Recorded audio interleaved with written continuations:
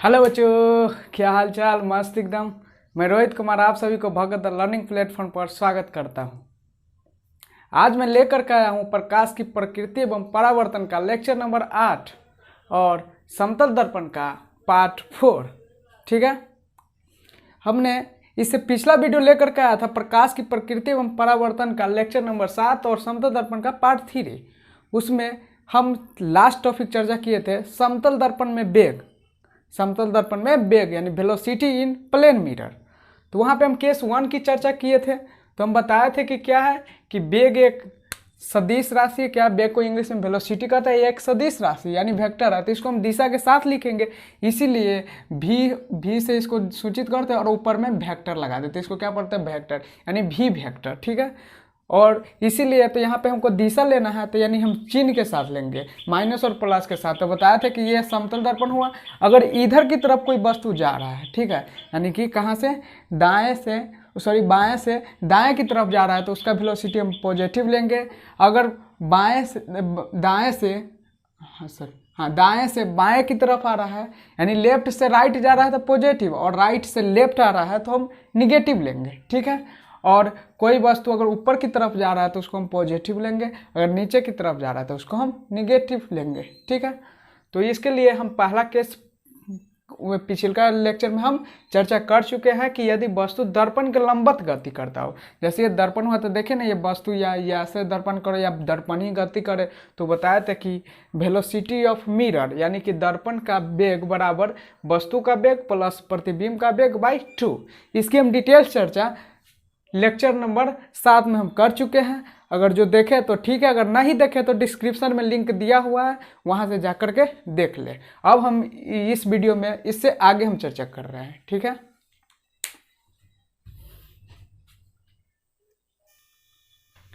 अब केस 2 देखिए। यदि वस्तु दर्पण के समानांतर गति करता हो, वो देखे थे केस 1 क्या देखे थे कि उसके परपेंडिकुलर यानी कि दर्पण हुआ था इस ऐसे जा रहा था। ठीक है, अब क्या है, समानांतर गति करता हो यानी ऊपर की तरफ करता हो या नीचे की तरफ करता हो, तो क्या होता है कि वी ओ बराबर वी आई, यानी कि जो वेलोसिटी ऑब्जेक्ट का होता है और जो दिशा ऑब्जेक्ट का होता है वही दिशा इमेज का होता है, और उतना ही मान भी उतना ही होता है। यानी जितना वेग से वस्तु गति करता है, ठीक है, उतना ही वेग से इमेज भी गति करता है, और जिस दिशा में ऑब्जेक्ट गति करता है उसी दिशा में इमेज भी गति करता है। ठीक है, तो वेग पर कोई प्रभाव नहीं पड़ता है। जैसे देखिए हमने दिखाया कि वेलोस ऑब्जेक्ट है, या ठीक है क्या कर रहा है, ऊपर के इस ओर जा रहा है, तो ये भी क्या कर रहा है, ऊपर की ओर जा रहा है, और उतना ही स्पीड से जाएगा। कहीं एग्जाम्पल कोई क्वेश्चन पूछ दे कि ये दर्पण हुआ, कह देगा कि ऑब्जेक्ट है, ये क्या है, ऑब्जेक्ट है यानी वस्तु है, तो ये जा रहा है ऊपर की तरफ 2 मीटर पर सेकेंड से,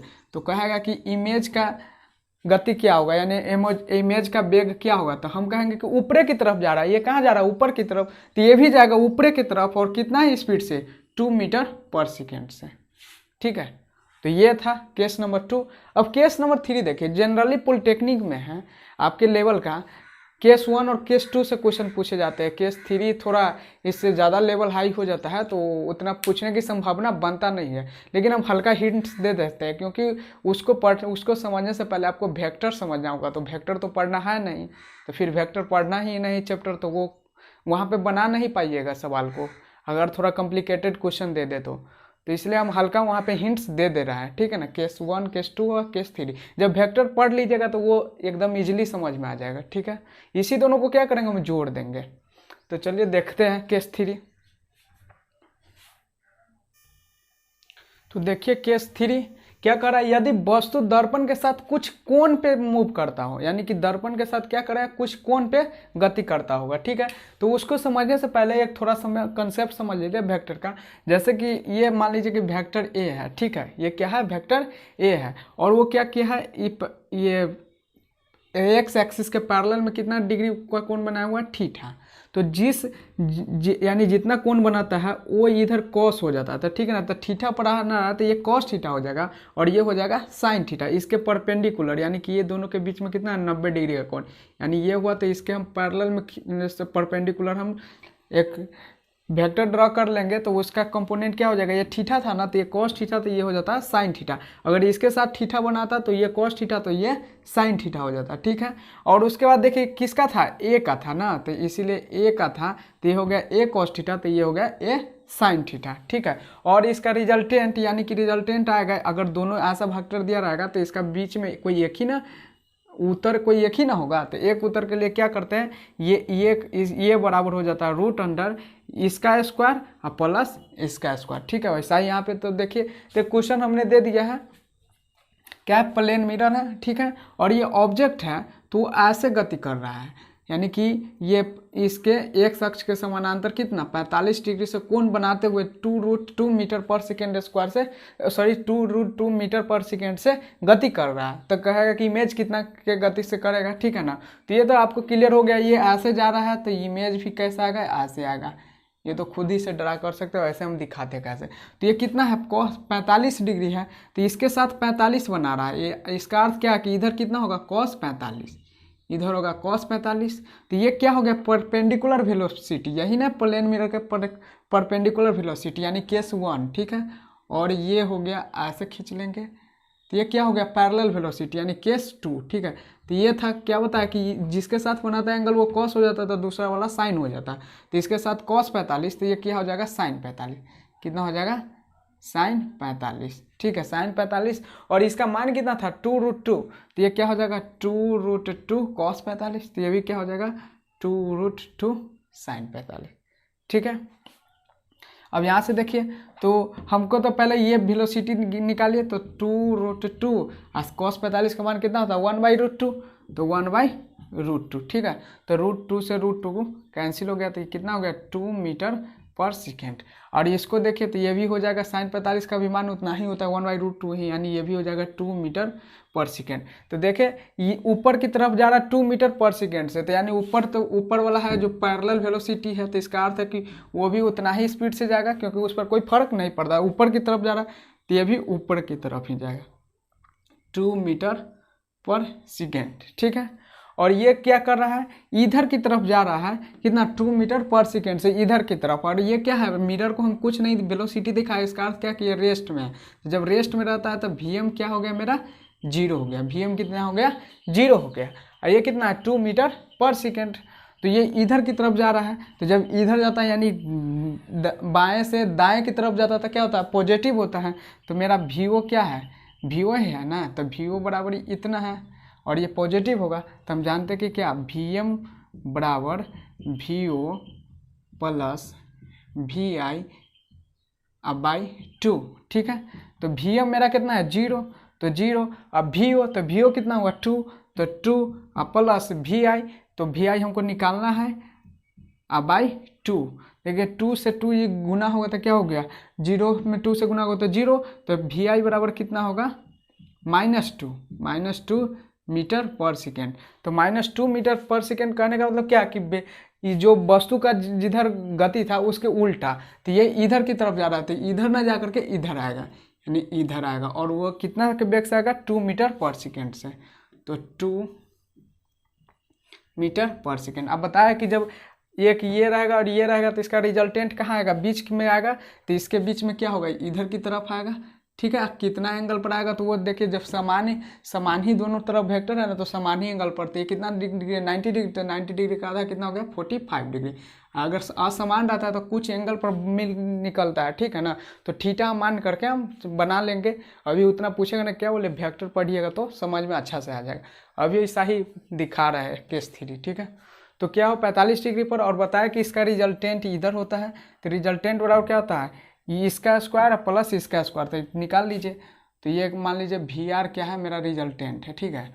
तो VR बराबर क्या हो जाएगा रूट अंडर, और क्या है ये इसका स्क्वायर प्लस इसका स्क्वायर, तो 2 का स्क्वायर प्लस 2 का स्क्वायर, तो बराबर रूट अंडर 2 का स्क्वायर 4 प्लस 4, तो रूट अंडर 8। तो 8 को हम लिख सकते हैं 2√2 मीटर पर सेकेंड, यानी मेरा VR यानी कि इमेज ऐसे जाएगा, तो मेरा Vi कितना होगा 2√2 मीटर पर सेकेंड एट 45 एंगल, ठीक है ना, कितना एट 45 एंगल पर, यानी इसके साथ ये बना करके हुआ रिजल्टेंट, ठीक है।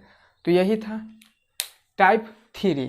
तो टाइप 3 थोड़ा कॉम्प्लिकेटेड इसलिए लगा क्योंकि आप लोग वेक्टर नहीं पढ़ रहे हैं और वेक्टर 10th के सिलेबस से बाहर है, ठीक है। इसलिए हम बाद में फिर अगर ज़रूरत पड़े तो हम वेक्टर का हम हल्का सा हिंट्स दे देंगे एक अलग से क्लास दे करके, ठीक है। तो यही था, देख लिए केस 3। अब हम आगे चलते हैं। ये केस 3 हमारा वेलोसिटी इन प्लेन मिरर खत्म हो गया, ठीक है। यही तीन केस बन रहा था। अब हम कह रहे हैं कि जब दो समतल दर्पण, ये था सिंगल समतल दर्पण में देख रहे थे कि प्रतिबिंब कैसे बनता है। अब पूछता है, ये बढ़िया कंसेप्ट है कि जब दो समतल दर्पण के बीच में कोई वस्तु रखेगा तो उसका कितना प्रतिबिंब बनेगा, यानी प्रतिबिंबों की संख्या क्या होगा, ठीक है ना। दो दर्पण के बीच में रखे वस्तुओं के प्रतिबिंब की संख्या निकाले। माने यदि दो दर्पण के बीच में क्या कोई वस्तु रखा हुआ है तो उसमें कितने प्रतिबिंब बनेंगे, ठीक है। तो उस टॉपिक को हम देखते हैं। वीडियो को पॉज करके इसे नोट कर लीजिएगा। तो देखिए हेडिंग दीजिए, दो समतल दर्पण द्वारा बने प्रतिबिंबों की संख्या, ठीक है। Number of image form by two plane mirror. तो टाइप 1 देखिए कि जब दो समतल दर्पण एक दूसरे के समानांतर हो, ठीक है, यानी दोनों दर्पण के बीच कितना डिग्री का कोण बनता हो, 180 डिग्री, थीटा बराबर 180 डिग्री हो, तो देखिए कैसे होता है, प्रतिबिंबों की संख्या अनगिनत होती है, इनफाइनाइट होती है, ठीक है। यानी कोई पूछ दे कि दो समतल दर्पण क्या है, एक दूसरे के पैरेलल रखा हुआ है, यानी समानांतर रखा हुआ है, तो उसमें कितने, और उसके बीच में क्या है कोई वस्तु है, तो कितने प्रतिबिंब बनेंगे, ठीक है।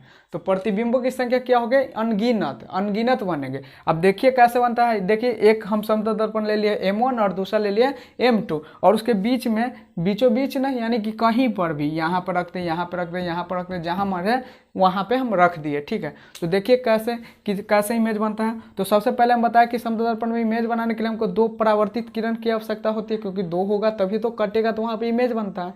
तो क्या किए, तो ये हुआ, तो हम तो ये क्या करते हैं, परपेंडिकुलर माने कि आपतित करा देते हैं, ताकि क्या हो उसी पर परावर्तित हो जाए। तो ये तो हम क्या किए, परपेंडिकुलर आपतित करा दिए, ठीक है। क्या करा दिए, परपेंडिकुलर आपतित करा दिए। यहीं पे ना ऑब्जेक्ट था, ठीक है, ये ऑब्जेक्ट था। तो ये मान लीजिए ए है, ये मान लीजिए बी है, यहाँ से ये है, तो क्या होगा, ये तो अपना यहाँ जहाँ तक मर्जी है वहाँ तक ले बढ़ा दीजिए, ठीक है। अब फिर यहाँ से क्या होता है, दर्पण पर आपतित होता है किरण। तो हम मान लीजिए कि यहाँ पे आपतित करा दिए। या हम सबसे आसान बताए थे कि क्या करना है, यहाँ से जितना दूरी पे है वहाँ से, अगर इस M2 में पहले देख ले या M1 में देख ले, पहले M1 ही में देख लेते हैं। तो क्या है, A के दूरी पे है तो A की दूरी पर यहाँ पे इमेज बनेगा, ठीक है। तो मान लीजिए यहाँ तक है A दूरी है, तो यहाँ पे इमेज बनेगा I1 मान लीजिए। तो क्या होगा, हम सबसे पहले बताए थे क्या करना है, एक परावर्तित किरण अपना मन से खींच लेना।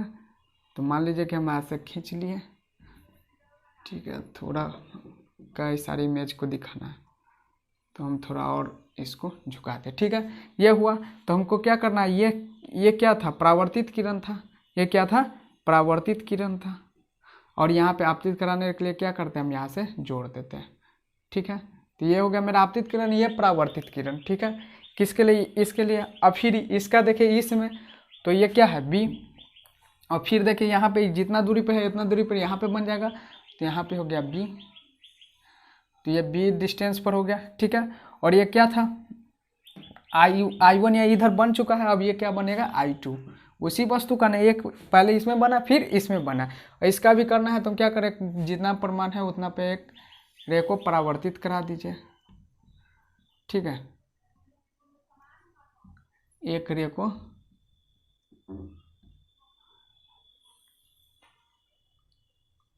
ठीक है परावर्तित करा दिए। ये सीधा अपना खींचेगा, ठीक है, हमारे हाथ से खींचते तो उतना क्लियर नहीं आता। तो ये हो गया। और ये क्या है, आभासी है इसलिए डॉट डॉट से दिखा दिए, और फिर इस पर आपतित हम कराए इसलिए इसको हम इससे मिला दिए यहाँ से वस्तु से,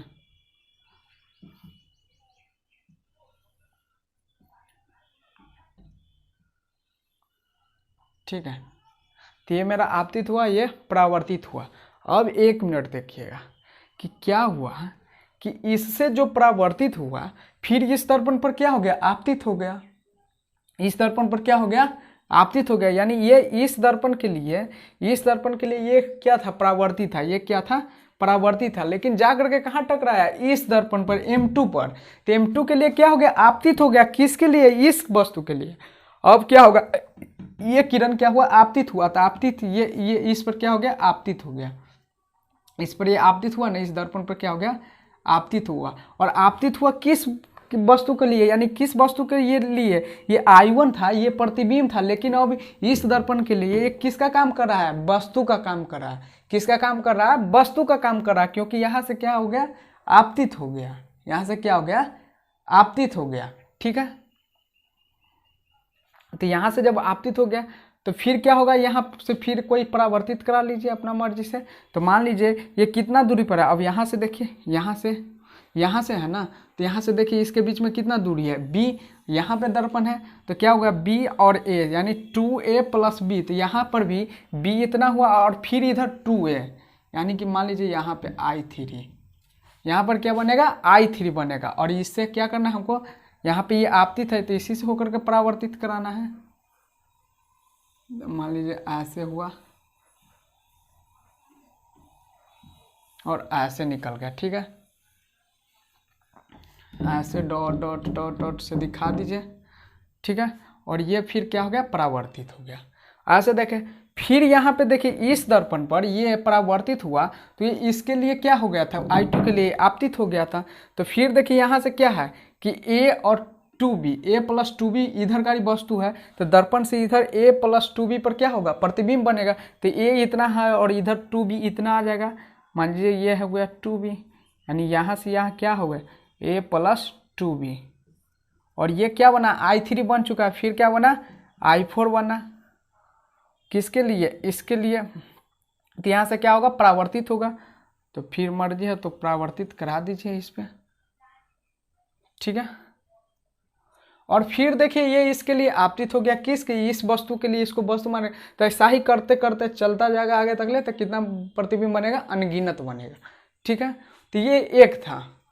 और दूसरा है, इससे पूछेगा कि डायरेक्ट की प्रतिबिंबों की संख्या कितना होगा बताइए, तो निकाल लीजिएगा। ठीक है, अब दूसरा क्या करेगा, दो समतल दर्पण क्या करेगा, कुछ कोण पर आएगा। ये तो क्या था, पैरेलल था। अब कुछ कोण पर आएगा, जैसे मान लीजिए ऐसे कह दिया दो समतल दर्पण, इसके बीच में कोई कोण है। तो कहेगा कि उसके बीच में कितने, अगर कोई वस्तु रखा हुआ है तो प्रतिबिंबों की संख्या क्या होगी। ठीक है, तो उसके लिए पहले मैं फार्मूला लिख देता हूँ, फिर उसका ट्रिक लिख देता हूँ, और फिर उस फार्मूला और ट्रिक पर हम अलग अलग एग्जाम्पल ले करके और दिखाएंगे।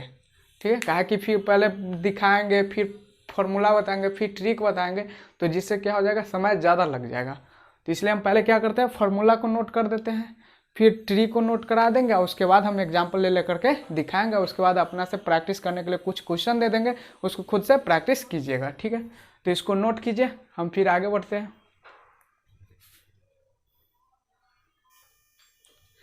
देखिए अब दूसरा प्रकार क्या लिखे, जब दो समतल दर्पण कुछ कोण यानी कुछ कोण थीटा पर झुका हुआ हो। जैसे देखिए एक दर्पण M1 है, एक दूसरा क्या है M2 है, और कितना डिग्री पर झुका हुआ है, थीटा डिग्री पर, और वस्तु यहाँ पे है। ठीक है, तो उसके प्रतिबिंबों की संख्या कितना होता है, ये दो कंडीशन उत्पन्न होता है। पहला जैसे देखिए 360 डिग्री बाई थीटा, हम क्या करेंगे, 360 डिग्री में जितना एंगल पर झुका रहेगा उससे क्या करेंगे, भाग देंगे। तो भाग देंगे तो दो प्रकार के नंबर आ सकते हैं, सम नहीं तो विषम।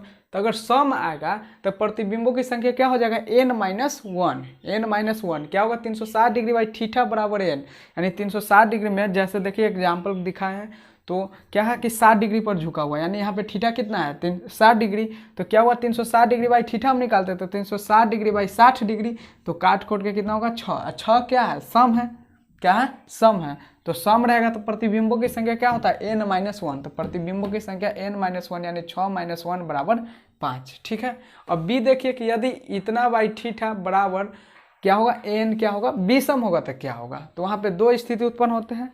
वीडियो को पॉज करके इसको नोट कीजिए, फिर हम आगे बताते हैं।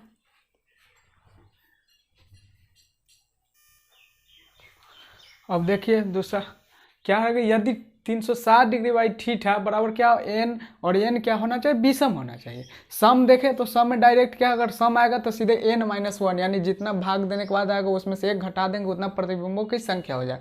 लेकिन जब विषम होगा तो दो कंडीशन उत्पन्न होता है। क्या, वहाँ पे देखिए क्या बीच में वस्तु रखा हुआ है, तो एक मान लीजिए M1 दर्पण है, पहला सिमेट्रिकल के लिए और दूसरा अनसिमेट्रिकल। तो सिमेट्रिकल के कहने का मतलब क्या है, देखिए कि क्या है कि जो दर्पण दोनों झुका हुआ है तो कितना डिग्री पर, थीटा डिग्री पर झुका हुआ है। तो क्या उनके बीच में तो कहीं ना कहीं वस्तु रखा हुआ है ना, क्या है वस्तु रखा हुआ है। तो अगर वस्तु क्या हो, दोनों वस्तु तर से M1 का भी और M2 का एंगल क्या हो, सेम हो। जैसे कि मान लीजिए वस्तु है, वस्तु से M1 का कितना डिग्री पर है, अल्फा डिग्री पर, और M2 कितना पर है, अल्फा डिग्री पर। यानी अगर दोनों एंगल क्या हो, सेम हो, तो उसी को कहते हैं सिमेट्रिकल, ठीक है। और अनसिमेट्रिकल कहने का मतलब दोनों अलग अलग एंगल पर हो। जैसे यहाँ पे वस्तु है तो वस्तु से M1 कितना पे, अल्फा डिग्री पे है, और M2 और वस्तु के बीच में कितना डिग्री कौन है, बीटा डिग्री का। यानी कि दोनों के बीच का कोण कितना बन रहा है, अलग अलग बन रहा है, डिफरेंट बन रहा है। तो ये होता है अनसिमेट्रिकल, ठीक है। तो सिमेट्रिकल के लिए क्या हो जाता है, प्रतिबिंब की संख्या बराबर n-1। जैसा सम होता है, n सम होता है तो था ना, वैसा ही हो जाएगा जब सिमेट्रिकल होगा तब। लेकिन अनसिमेट्रिकल होगा तो n होगा, यानी इसमें से एक घटता नहीं है। अनसिमेट्रिकल, समझ गए ना, सिमेट्रिकल और अनसिमेट्रिकल। सिमेट्रिकल कब, जब वस्तु और दोनों दर्पण के बीच का एंगल क्या हो, सेम हो, ठीक है। और यहाँ पे और अनसिमेट्रिकल कब, जब वस्तु और दोनों दर्पण के बीच का एंगल क्या हो, डिफरेंट हो, अलग अलग हो, ठीक है। जैसे यहाँ पे देखिए एक अल्फा बन रहा था, एक बीटा, यहाँ पे दोनों अल्फा बन रहा था, तो इसीलिए ये सिमेट्रिकल हुआ। सिमेट्रिकल में क्या होता है, n-1, और अनसिमेट्रिकल में n होता है, ठीक है। अब देखिए हम ट्रिक बता रहे हैं, फिर ट्रिक के बाद हम उदाहरण लेंगे और उदाहरण के थ्रू हम बताएंगे, ठीक है। इसको वीडियो को पॉज करके इसको नोट कीजिए।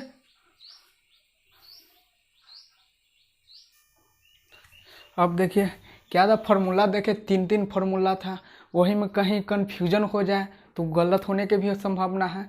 तो इसलिए अब देखिए ट्रिक होता है तो वहाँ कहीं फॉल्ट नहीं करेगा। तो देखिए क्रिस क्रॉस विधि इस ट्रिक का नाम है। इस ट्रिक का नाम क्या है, criss cross method, criss cross विधि। तो जैसे देखिए एक वस्तु क्या है, O है, और दोनों, एक समतल दर्पण M1 है और दूसरा M2 है। यहाँ से वस्तु और M1 के बीच में कितना अल्फा एंगल है, और M2 और वस्तु के बीच में बीटा एंगल है, ठीक है। तो देखिए इस ट्रिक का कैसे इस्तेमाल करेंगे, पहला हो गया M1 और M2 लिख लेंगे, और M1 के बीच में कितना था, अल्फा डिग्री, और इसके बीच में बीटा, और दोनों को क्या करेंगे, ऐसे ला करके यहाँ पे ज्वाइंट कर लेंगे। फिर ज्वाइंट किए तो क्या है कि दोनों दर्पण के बीच का कोण, तो दोनों दर्पण के बीच में कोण कितना है, अल्फा प्लस बीटा हो जाएगा। तो क्या है, अल्फा प्लस बीटा। अब क्या करेंगे, यहाँ से एक हम क्या करेंगे, ऐसे लाइन खींच के लिए आएंगे। तो लाइन खींच के कर रहे थे, इस लाइन पर देखिए तो क्या है, ये और ये है, तो इस दोनों को क्या करेंगे, जोड़ देंगे। तो अल्फा प्लस बीटा, तो अल्फा का अल्फा, अब एक बीटा 2 बीटा, तो 2 बीटा हो गया। फिर क्या करेंगे, इसको भी आगे करके खींच के लाएंगे। फिर इस पर देखिए तो यहाँ से देखिएगा तो क्या होगा, इसको ढक दीजिएगा तो ये दिखाई देगा, तो एक अल्फा 2 अल्फा प्लस बीटा, ठीक है। फिर क्या कीजिए, यहाँ से यहाँ करके इसको मिला दीजिए। तो इस बीच में हर जगह लिखेंगे कि जो दोनों दर्पण के बीच में जो कोण होगा उसको, तो फिर दोनों दर्पण के बीच में कितना कोण था, अल्फा प्लस बीटा, ये तो कभी चेंज नहीं होने वाला, तो अल्फा प्लस बीटा। फिर हम आगे तक खींच के लाएंगे, और आगे खींच करके लाएंगे तो इसको देखेंगे और इसको जोड़ देंगे, तो अल्फा 2 अल्फा कितना होगा, 3 अल्फा, एक बीटा यानी 2 बीटा। फिर हम क्या करेंगे, इसको आगे बढ़ाएंगे और इसको जोड़ेंगे, तो इसको जोड़ेंगे तो क्या होगा, अल्फा 2 अल्फा, 2 बीटा, एक बीटा यानी 3 बीटा।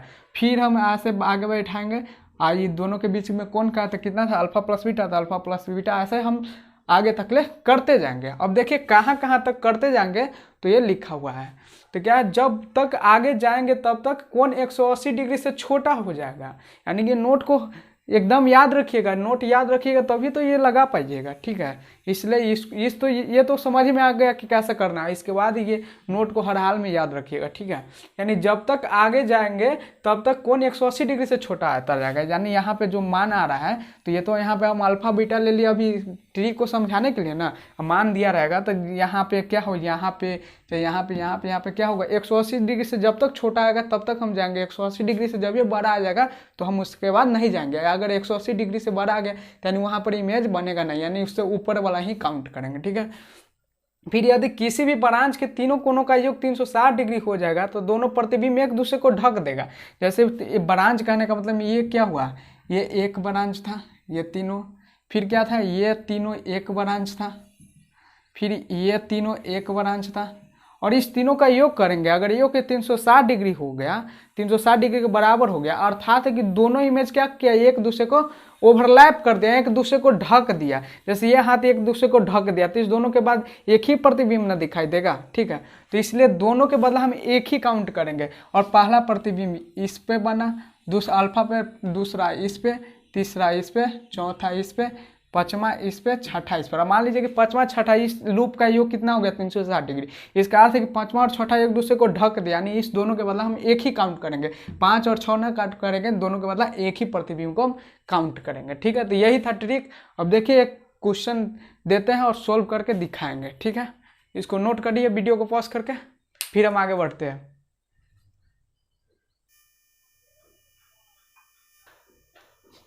अब देखिए जैसे क्वेश्चन पहला दे दिए, थीटा कितना दे दिए 90 डिग्री। तो थीटा करने का मतलब क्या, दोनों दर्पण के बीच का कोण, तो दोनों दर्पण के बीच का कोण 90 डिग्री दे दिए। तो दोनों दिखा दिए, एक सिमेट्रिकल और अनसिमेट्रिकल। सिमेट्रिकल कहने का मतलब क्या, वस्तु दोनों दर्पण से समान एंगल पर हो। तो जैसे देखिए वस्तु यहाँ पे है तो कितना, इससे भी 45 डिग्री पर, इससे भी 45 डिग्री, तो ये क्या है, सिमेट्रिकल है। और ये यहाँ पे क्या है कि ये 30 डिग्री पर, ये 60 डिग्री पर, यानी कि ये अनसिमेट्रिकल है। तो देखिए तो सूत्र से हम क्या करते हैं, 360 डिग्री बाई थीटा निकालते हैं। तो 360 डिग्री बाई थीटा का मतलब दोनों दर्पण के बीच का कोण, तो 90 है, तो 90 बराबर 4, यानी 4 क्या है, सम है। तो सम रहता है तो फॉर्मूला तो एक ही है, क्या कि प्रतिबिंबों की संख्या बराबर n-1। विषम रहता है तब ना दोनों के लिए अलग अलग फॉर्मूला है, और सम है तो सम के लिए तो एक ही फॉर्मूला है। तो क्या प्रतिबिंबों की संख्या बराबर n-1, यानी 4 - 3, 4 - 1 बराबर 3, ठीक है। आप देखिए हम ट्रिक से कैसे निकालेंगे। तो देखिए इसके लिए तो m1 m2 हम लिख लिए, m1 कितना डिग्री पर 45 और m2 भी 45 डिग्री पर। फिर हम ऐसे लाए और ऐसे लाए तो दोनों के बीच का कोण कितना 90 डिग्री, तो 90 डिग्री। फिर यहाँ पे आए तो इसको जोड़े तो 90 4 135 डिग्री, फिर इसको जोड़े तो यहाँ पे 135 डिग्री। फिर ऐसे का तो 90 डिग्री, फिर अब इसको जोड़े तो 225 और इसको जोड़े तो 225। तो नोट 1 लिखाए थे कि क्या कि जब तक जाएंगे तब तक 180 डिग्री से छोटा आता रहेगा। तो क्या हो गया, 180 डिग्री से बड़ा हो गया दोनों। तो क्या कर दिए, इसको काउंट नहीं करेंगे, ठीक है। अब काउंट करेंगे ऊपर। तो फिर बताए थे दूसरा नोट कि क्या हो, किसी भी लूप का योग, लूप में 3 को कोण बनेगा, तीनों कोणों का योग अगर 360 डिग्री के बराबर हो गया तो इसका अर्थ है कि दोनों इमेज क्या हुआ, एक दूसरे को ओवरलैप कर गया, यानी एक दूसरे को ढक दिया। तो दोनों के बदला एक ही प्रतिबिंब खींचेंगे, काउंट करेंगे, ठीक है।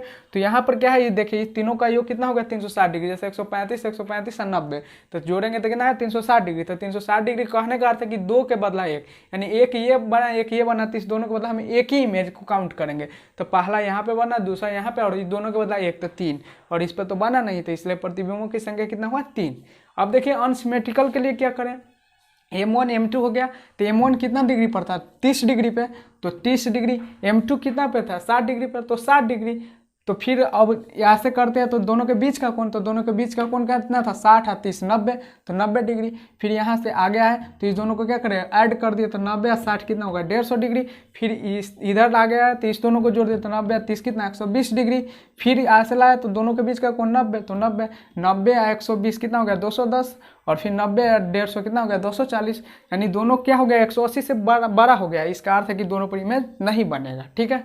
और बात रहा यहाँ पे तब 1 2 3 4 है, तो फिर देखेंगे प्रत्येक लूप का कि किसी का योग तो 360 डिग्री नहीं ना हो रहा है। तो यहाँ पे देखें 30 90 60, तो देख रहे हैं ये 360 डिग्री से कम है, ठीक है। इसको देखें तो इसका योग कितना आ गया 360, 150 120 और 90 का योग कितना आ गया 360। तो 360 जब भी आ जाएगा तो 2 के बदला 1, यानी एक इधर, तो दोनों के बदला हम एक ही काउंट करेंगे। तो पहला इमेज, दूसरा इमेज और तीसरा इमेज, इसलिए प्रतिबिंबों की संख्या बराबर 3। तो देख लिए, सूत्र से भी निकाले या ट्रिक से भी निकाले, दोनों का बात उतना ही आया, ठीक है।